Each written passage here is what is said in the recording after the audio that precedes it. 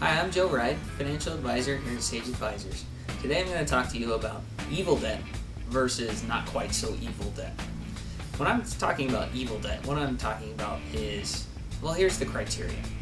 Variable interest rates, high interest rates, non-flexible payment periods, meaning you have to pay it off quick, and things that are unsecured, so they're not tied to an asset.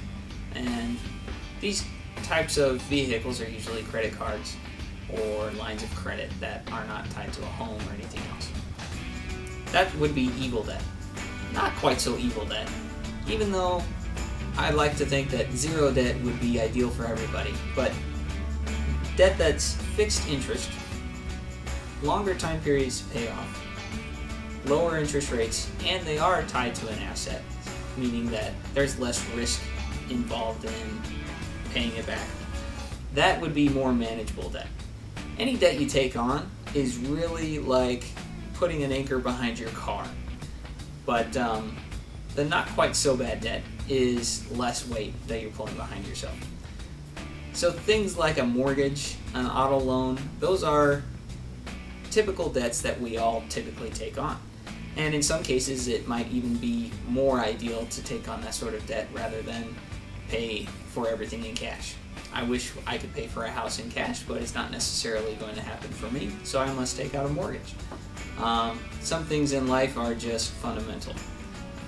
However, the more you can avoid debt that's in the far end of the spectrum, the truly evil debt, the more growth you're going to see in your net worth over time, and the more able you're going to be to reach your goals and do what you want to do in life.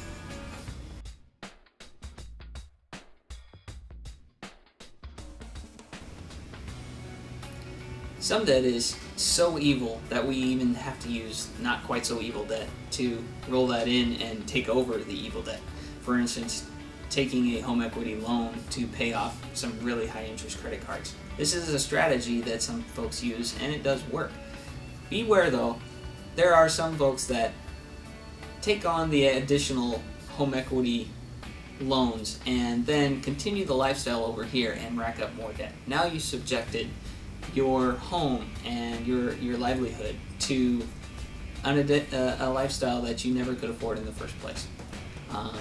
This can be a financial quicksand. This is something that should be avoided at all costs.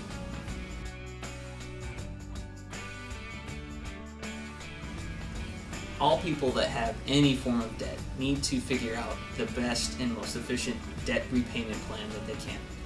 First of all, there are three methods that I use. One is the snowball method.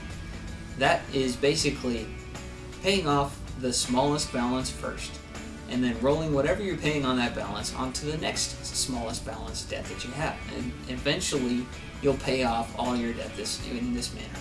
This is kind of the easiest way that people find to do it. It feels the best, because once you get rid of one debt, then you can move on to the next and you feel like you're accomplishing something.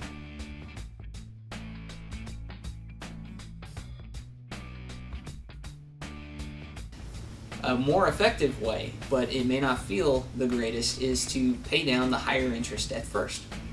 This, in effect, increases your net worth by lowering the liability that you pay over time in the greatest amount.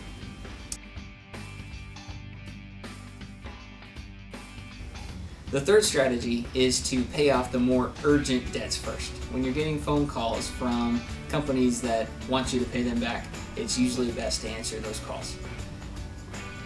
Achieving success in investing is tough for people to do on their own. Here at Sage Advisors, we've got the tools and the expertise to make that happen for you.